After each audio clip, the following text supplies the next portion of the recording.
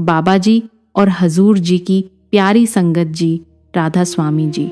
स्वागत है आपका हमारे चैनल भजन मार्गम में। संगत जी, हम सब नामधारी जीव शायद इस सच्चाई की पूरी तरह से रियलाइजेशन ही नहीं कर पाते कि नामदान कोई साधारण घटना नहीं है। यह हमारे अनगिनत जन्मों की प्रतीक्षा का परिणाम है। हम यह भी नहीं जानते कि कितने जन्मों की भटकन, कितने कर्मों की उलझन और कितनी योनियों के चक्कर काटने के बाद आज हमें एक पूर्ण सतगुरु ने अपनी शरण में लिया है। सोचिए संगत जी, क्या कभी दूसरी योनियों में यह अवसर मिल सकता है? नहीं, केवल और केवल मनुष्य जीवन में ही यह अमूल्य अवसर मिलता है कि हम परमात्मा की भक्ति करके अपने सच्चे घर लौट सकें।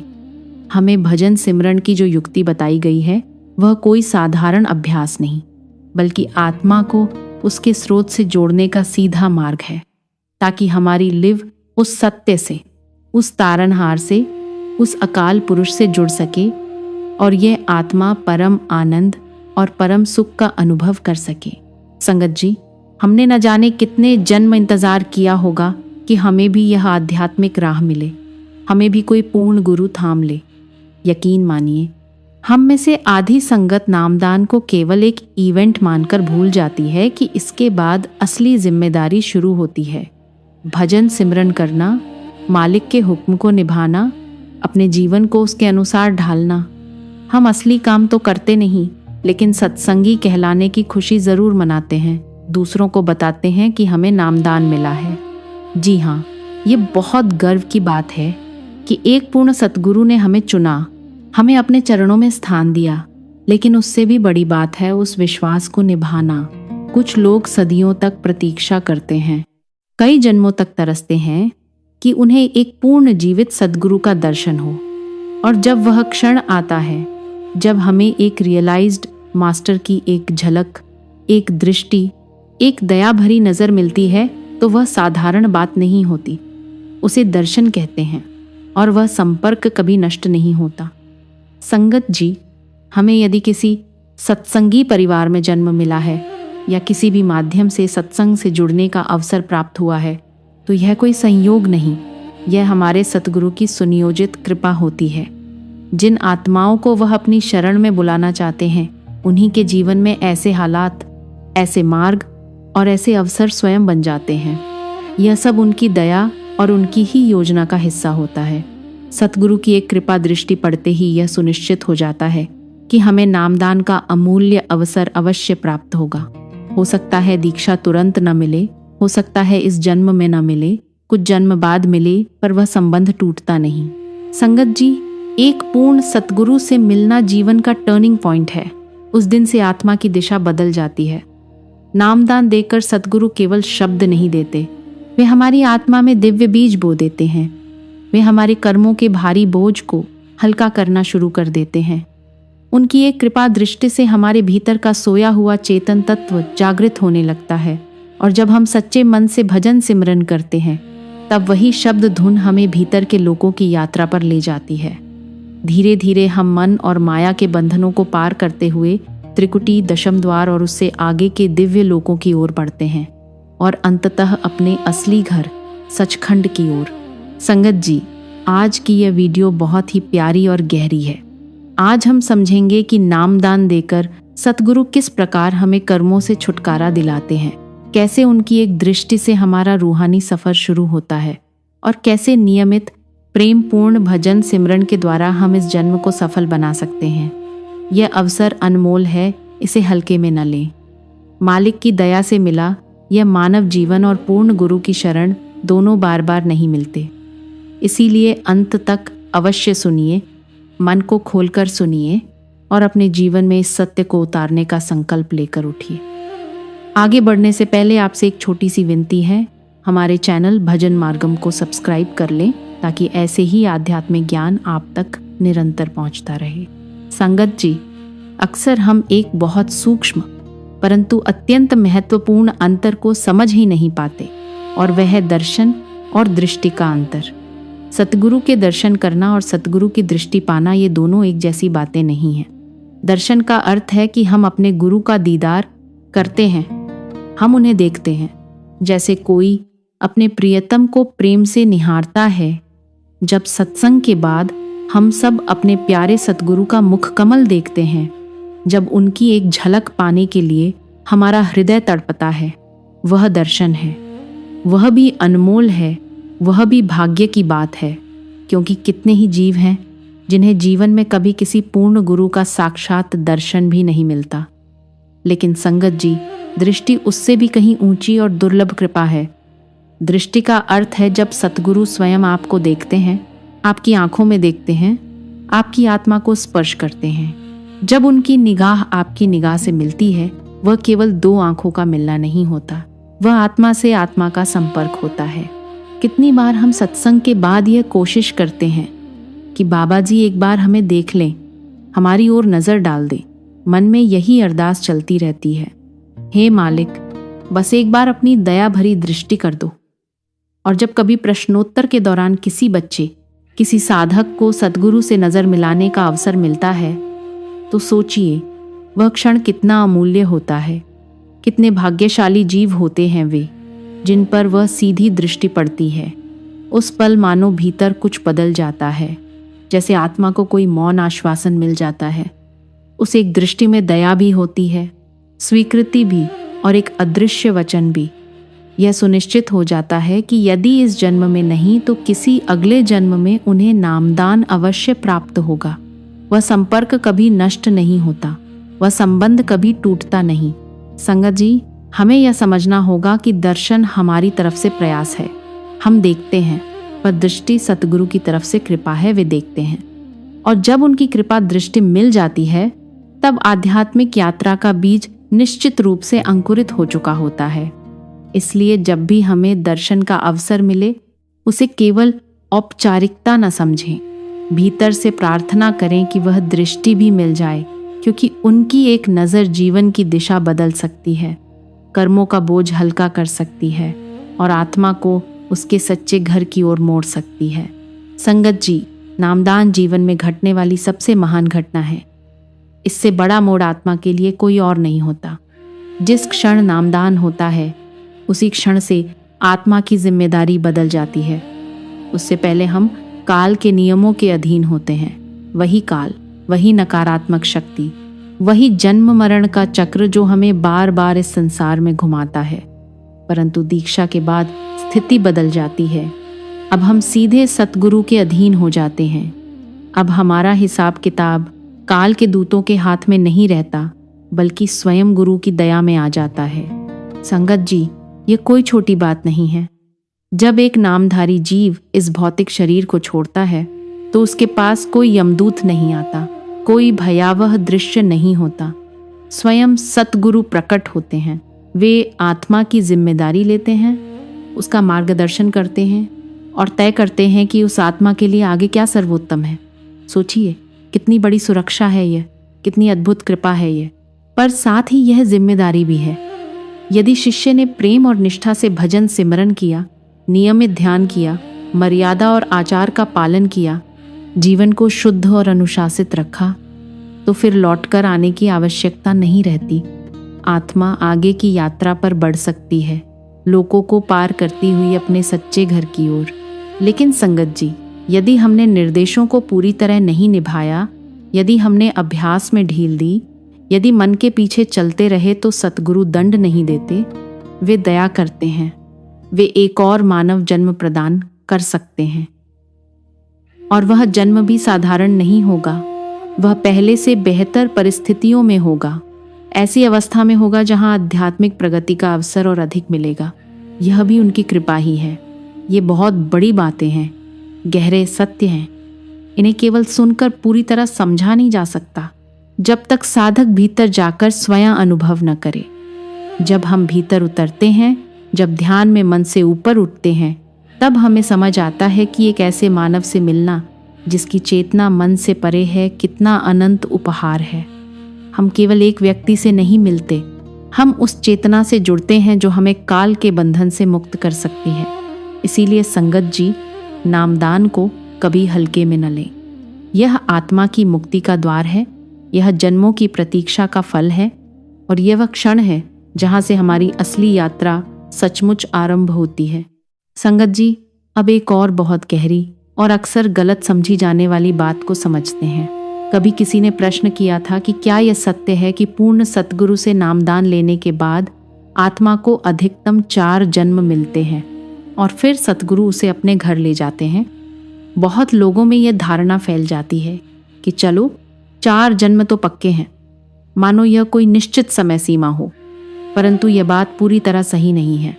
एक शिष्य ने भी यही सुन लिया था कि पूर्ण सतगुरु का शिष्य 4 से अधिक मानव जन्म नहीं लेता। वह चिंतित हो गया।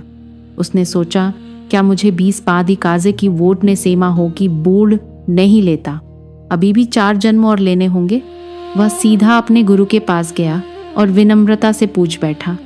तब सतगुरु मुस्कुराए और बोले, तुम क्यों चिंता करते हो? तुम्हें 4 जन्मों की आवश्यकता नहीं है, यह तुम्हारा अंतिम जन्म है। संगत जी, इस उत्तर में कितनी गहराई छिपी है। इसका अर्थ यह है कि 4 जन्म कोई नियम नहीं है। नियम तो एक ही जन्म है। यदि हम सच्चे मन से, पूरी निष्ठा से, पूरी लगन से भजन सिमरन करें, गुरु के निर्देशों का पालन करें, अपना सर्वोत्तम प्रयास दें, तो यही जन्म अंतिम हो सकता है। यही अवसर पर्याप्त है। सतगुरु हमें समय नहीं गिनते, वे हमारी सच्चाई और समर्पण देखते हैं। यदि साधक कभी कभी डगमगा जाए, अभ्यास में कमी रह जाए, मन के कारण चूक हो जाए, तो दयालु गुरु दूसरा अवसर दे सकते हैं। यदि कोई मार्ग से भटक जाए, पूरी तरह अभ्यास छोड़ दे, तो शायद तीसरा जन्म लेना पड़े। और केवल वे ही जिन्हें अहंकार इतना अंधा कर दे कि वे गुरु का विरोध करने लगे, मार्ग के विरुद्ध खड़े हो जाएं, उन्हें चौथा अवसर चाहिए हो सकता है। इसलिए संगत जी, 4 जन्म कोई तयशुदा सीमा नहीं है। मानक तो एक ही जीवन है। यह जन्म ही निर्णायक हो सकता है। प्रश्न यह नहीं कि हमें कितने जन्म मिलेंगे, प्रश्न यह है कि हम इस जन्म का क्या कर रहे हैं। क्या हम रोज भजन सिमरन में बैठ रहे हैं? क्या हम प्रेम और श्रद्धा से गुरु की आज्ञा निभा रहे हैं? क्या हम अपने आचरण, आहार और विचारों को शुद्ध रखने का प्रयास कर रहे हैं? यदि हाँ, तो फिर डर किस बात का? फिर यह जीवन ही अंतिम पड़ाव बन सकता है। संगत जी, हमें ढील नहीं देनी चाहिए, यह सोचकर कि अभी तो समय है, कौन जानता है अगला अवसर कब और कैसे मिले। सतगुरु ने यदि हमें यह अमूल्य मानव जन्म और नामदान दिया है, तो उसका उद्देश्य यही है कि हम इसी जीवन में अपने घर लौटें। इसीलिए आज ही संकल्प लें, आधा अधूरा नहीं, पूरा प्रयास करेंगे। क्योंकि मानक 4 जन्म नहीं, एक जन्म है, और वह एक जन्म यही है। संगत जी, अब यहाँ एक और सूक्ष्म और गहरी बात को समझना बहुत आवश्यक है। कई बार हम यह सुन लेते हैं कि सत्संगी दोबारा जन्म नहीं लेता, और हम तुरंत यह निष्कर्ष निकाल लेते हैं कि इसका अर्थ है वह सीधे सचखंड पहुंच गया। परंतु ऐसा समझना पूरी तरह सही नहीं है। सत्संगी का इस पृथ्वी पर पुनर्जन्म न लेना यह साबित नहीं करता कि वह तुरंत ही सर्वोच्च आध्यात्मिक अवस्था अर्थात सचखंड में पहुंच गया। आत्मा की यात्रा अत्यंत विस्तृत और चरणबद्ध होती है। जब आत्मा शरीर त्यागती है, तो उसकी स्थिति, उसके अभ्यास, उसके संस्कारों, उसके कर्मों और उसके भीतर बची हुई इच्छाओं पर निर्भर करती है। अक्सर ऐसा होता है कि आत्मा उच्चतर लोकों, सूक्ष्म चेतना के स्तरों में कुछ समय के लिए ठहरती है। संगत जी, जैसे इस भौतिक संसार में आकर्षण है, वैसे ही सूक्ष्म लोकों में भी अत्यंत मोहक और दिव्य आकर्षण होते हैं। यदि साधक की इच्छाएं पूरी तरह समाप्त नहीं हुई, यदि संचित कर्मों का भंडार अभी शेष है, तो सतगुरु उन कर्मों को सूक्ष्म लोकों में ही निपटने की अनुमति दे सकते हैं। विशेषकर प्रारब्ध या संचित कर्म जिनका हिसाब अभी बाकी है, वे स्थूल जन्म के बिना भी सूक्ष्म स्तर पर पूरे हो सकते हैं। कुछ आत्माएं उन लोकों में लंबे समय तक रहती हैं। वहाँ का आनंद, वहाँ की प्रकाशमय अवस्था उन्हें बांधे रख सकती है। लेकिन संगत जी, यह भी याद रखिए, यह रुकावट नहीं, यह भी यात्रा का ही एक भाग है। यह गिरावट नहीं, यह क्रमिक प्रगति है। हर नामधारी आत्मा जिसने सच्चे गुरु से संपर्क स्थापित किया है, अंततः 5वें लोक सचखंड तक अवश्य पहुंचती है। गति धीमी हो सकती है, पड़ाव लंबे हो सकते हैं, पर दिशा निश्चित होती है। सतगुरु की शरण में आई आत्मा भटकती नहीं, वह क्रमशः ऊपर उठती है। इसलिए हमें बाहरी बातों से भ्रमित नहीं होना चाहिए। जन्म लिया या नहीं लिया, इससे अधिक महत्वपूर्ण है कि हमने इस जीवन में कितनी सच्चाई से अभ्यास किया। जितनी कम इच्छाएं, जितना कम कर्म भार, जितनी अधिक लिव शब्द में उतनी ही सीधी और तीव्र यात्रा।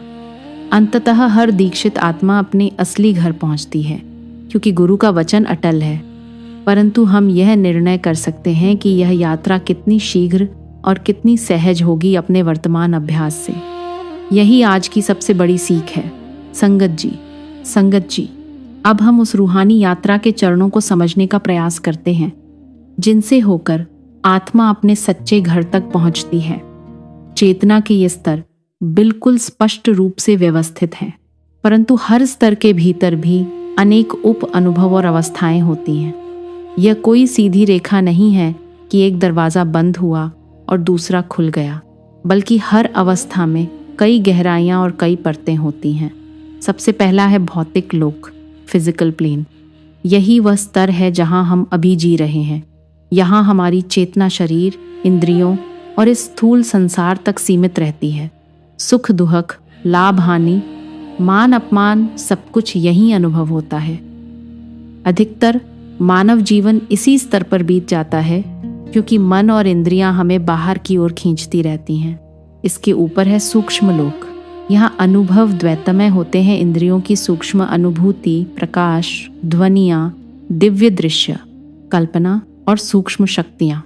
यह स्तर भौतिक और कारण लोक के बीच सेतु जैसा है। कई बार ध्यान में साधक को प्रकाश, रंग, आकाशीय ध्वनियाँ सुनाई देती हैं। ये सब सूक्ष्म लोक की झलकियाँ हो सकती हैं, परंतु यह भी अंतिम नहीं है। यहाँ आकर्षण बहुत सूक्ष्म और मनोहर होते हैं, इसलिए आत्मा कभी कभी यहाँ ठहर जाती है। जब चेतना और ऊपर उठती है, तब वह कारण लोक में प्रवेश करती है। तीसरा है कारण लोक। यह मन और विचारों का क्षेत्र है। यहाँ मन अपनी सूक्ष्मतम अवस्था में कार्य करता है। यह वह स्तर है जहाँ संकल्प, अवधारणाएं, कर्मों के बीज और सूक्ष्म कारण स्थित होते हैं। सूक्ष्म और कारण लोकों में आंशिक ओवरलैप होता है, इसलिए साधक को कभी अनुभव मिश्रित भी लग सकते हैं। परंतु कारण लोक भी अंतिम नहीं है, क्योंकि यहाँ अभी मन विद्यमान है। इसके आगे है आध्यात्मिक लोक। यहाँ पहुंचकर आत्मा शुद्ध चेतना का अनुभव करती है। यह मन से परे की अवस्था है। यहाँ द्वैत समाप्त होने लगता है। आत्मा स्वयं को शरीर या मन नहीं, बल्कि शुद्ध सूरत के रूप में अनुभव करती है। यहाँ की शांति, आनंद और प्रकाश शब्दों से परे हैं।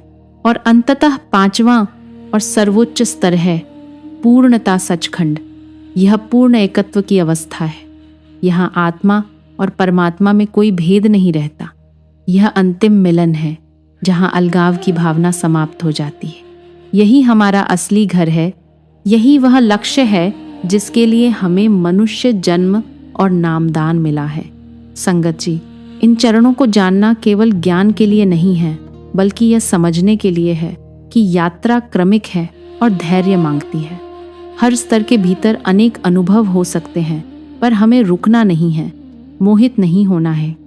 सतगुरु की शरण और भजन सिमरन की निरंतरता ही हमें इन सब लोकों को पार कराते हुए अंततः सचखंड तक ले जाएगी।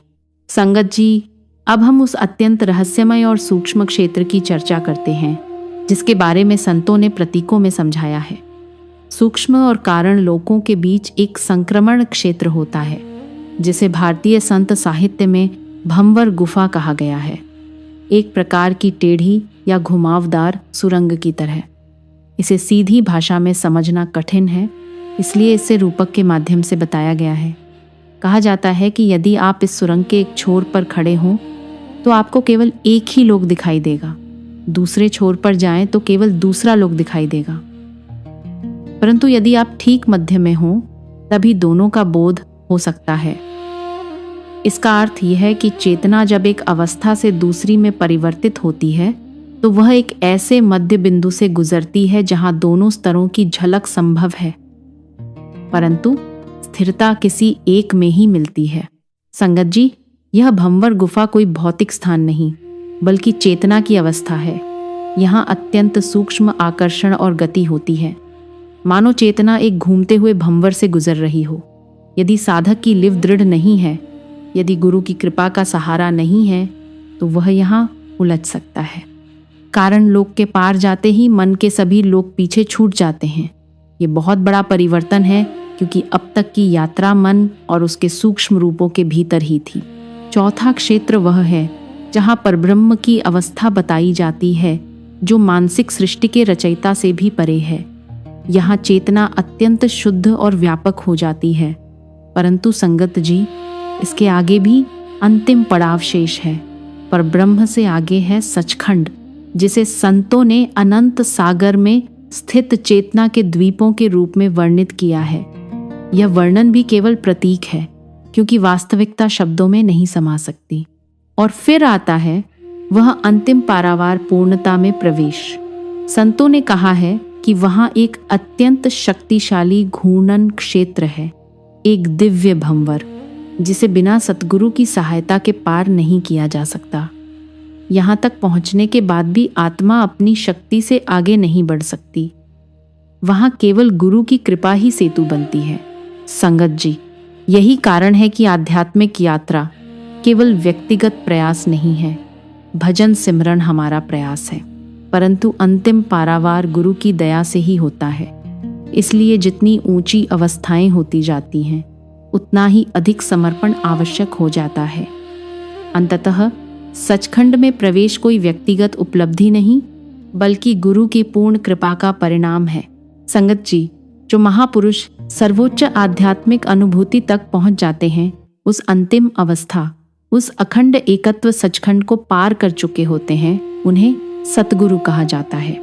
संगत जी, हमारे लिए सबसे महत्वपूर्ण बात यह है कि यदि हमें एक पूर्ण जीवित सतगुरु से नामदान प्राप्त हुआ है, तो यह सुनिश्चित है कि समय आने पर वे हमें उस सर्वोच्च अवस्था तक अवश्य ले जाएंगे। भले ही सतगुरु एक दिन इस भौतिक शरीर को त्याग दें, उनकी उपस्थिति समाप्त नहीं होती। उनका नूरी, ज्योतिर्मय आंतरिक स्वरूप सदैव विद्यमान रहता है। जब हम ध्यान में बैठते हैं और हमारी सूरत धीरे धीरे शरीर से हटकर भीतर की ओर खिंचती है, तब वही आंतरिक प्रकाशमय स्वरूप वास्तविक हो उठता है। वह केवल कल्पना नहीं होता, वह जीवित मार्गदर्शक होता है। और वह स्वरूप तब तक शिष्य का साथ नहीं छोड़ता जब तक उसकी यात्रा पूर्ण नहीं हो जाती। संगत जी, यहाँ समय का कोई महत्व नहीं है। चाहे 100 वर्ष लगे, चाहे 1000 वर्ष, आत्मा के लिए समय का अर्थ अलग होता है। वही सतगुरु आत्मा के साथ बने रहते हैं। महान गुरु अपने शिष्यों को जल्दी नहीं करते, उन्हें धक्का नहीं देते। वे प्रेम से कहते हैं, यदि तुम यात्रा का आनंद ले रहे हो तो उसका आनंद लो। तुम पीछे नहीं जाओगे, तुम केवल आगे बढ़ोगे। यह कितनी गहरी आश्वस्ति है। इसका अर्थ है कि नामधारी आत्मा की दिशा कभी उलटी नहीं होती। गिरावट प्रतीत हो सकती है, परंतु अंतिम दिशा सदैव ऊपर की ओर ही रहती है। इसलिए संगत जी, हमें अधीर नहीं होना चाहिए। हमें यह चिंता नहीं करनी चाहिए कि कब पहुंचेंगे, बल्कि यह देखना चाहिए कि कैसे चल रहे हैं। क्या हम प्रेम से भजन सिमरन कर रहे हैं? क्या हम विश्वास के साथ गुरु की आंतरिक उपस्थिति को महसूस कर रहे हैं? यदि हाँ, तो निश्चिंत रहें, गुरु हमारे साथ हैं, भीतर भी और बाहर भी। और जब तक अंतिम मिलन नहीं हो जाता, उनका हाथ हमारी आत्मा से कभी अलग नहीं होगा। यही सतगुरु की सबसे बड़ी प्रतिज्ञा है, यही हमारी सबसे बड़ी सुरक्षा है। संगत जी, अब हम उस परम रहस्य की ओर संकेत करते हैं, जहाँ शब्द भी ठहर जाते हैं और समझ भी मौन हो जाती है।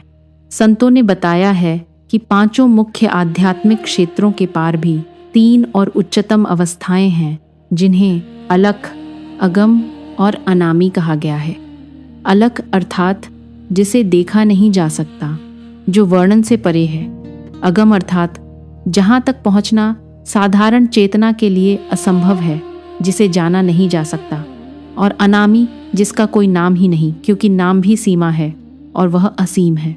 संगत जी, ये अवस्थाएं व्यक्तिगत आत्मा के अनुभव के दायरे से बाहर हैं। जब तक आत्मा पूर्ण रूप से टोटैलिटी पूर्ण एकत्व में विलीन नहीं हो जाती, तब तक इनका प्रत्यक्ष अनुभव संभव नहीं। ये परम चेतना के वे आयाम हैं जो व्यक्ति की अलग पहचान के समाप्त हो जाने के बाद ही प्रकट होते हैं। इसीलिए जब हम नामदान की बात करते हैं तो हमें समझना चाहिए कि यह केवल किसी एक लोक तक पहुंचने का वचन नहीं है। यह पूर्ण यात्रा का आश्वासन है। एक पूर्ण जीवित सद्गुरु द्वारा दीक्षा मिलना सबसे बड़ा आशीर्वाद है। यह गारंटी है कि चाहे कदम छोटे हों या बड़े, चाहे एक जीवन में पूर्णता मिले या अनेक जीवन लगें, आत्मा अंततः अपने सच्चे घर लौटेगी। गुरु का हाथ थाम लेने के बाद यात्रा अधूरी नहीं रहती। संगत जी, यह मार्ग जल्दबाजी का नहीं, विश्वास का है। यह तुलना का नहीं, समर्पण का है। सतगुरु हमें सीढ़ी दर सीढ़ी ऊपर ले जाते हैं, भौतिक से सूक्ष्म, सूक्ष्म से कारण, कारण से आध्यात्मिक और फिर पूर्णता की ओर। और जब आत्मा पूर्ण एकत्व में लीन हो जाती है, तभी अलख, अगम और अनामी की वास्तविकता में प्रवेश संभव होता है, जहाँ न अनुभव करने वाला बचता है, न अनुभव का भेद। यही कारण है कि दीक्षा को संतों ने जीवन की सबसे बड़ी कृपा कहा है। यह केवल एक आरंभ नहीं, बल्कि अंतिम मिलन की प्रतिज्ञा है। इसलिए संगत जी, इस वरदान को पहचानें, इसे संभालें और प्रेम पूर्वक भजन सिमरन करते हुए उस दिन की ओर बढ़ें जब हमारी सुरत भी पूर्ण चेतना में विलीन हो जाएगी। संगत जी, अंत में मैं आप सबसे बस इतना ही कहना चाहती हूँ, हम कितने भाग्यशाली हैं। इसका अंदाज़ा हमें शायद अभी पूरी तरह नहीं है। अनगिनत जन्मों की भटकन के बाद हमें यह मानव जीवन मिला, पूर्ण सतगुरु की शरण मिली, नामदान का अमूल्य वरदान मिला। अब प्रश्न यह नहीं कि मार्ग कितना लंबा है, प्रश्न यह है कि हमारा विश्वास कितना गहरा है। हमें घबराना नहीं है, जल्दी भी नहीं करनी है। बस सच्चाई से, प्रेम से नियमित भजन सिमरन करते रहना है। हर दिन थोड़ा सा मन को समझाना है, हर दिन थोड़ा सा भीतर उतरना है, हर दिन सतगुरु का शुक्राना करना है। याद रखिए, हम अकेले नहीं चल रहे, उनका हाथ हमारी आत्मा से जुड़ा हुआ है। गिरेंगे तो भी आगे ही बढ़ेंगे, रुकेंगे तो भी दिशा ऊपर की ही रहेगी। इसलिए आज ही संकल्प लें कि इस जन्म को हल्के में नहीं लेंगे। नामदान को केवल एक घटना नहीं, बल्कि जीवन का उद्देश्य मानेंगे। पूरे प्रेम, पूरे विश्वास और पूरे समर्पण के साथ चलेंगे, क्योंकि जब सद्गुरु साथ हैं तो मंजिल निश्चित है। संगत जी, अगर इस वीडियो ने आपके हृदय में कोई प्रेरणा जगाई हो, अगर आपके भीतर मालिक से मिलने की कोई तड़प जागी हो,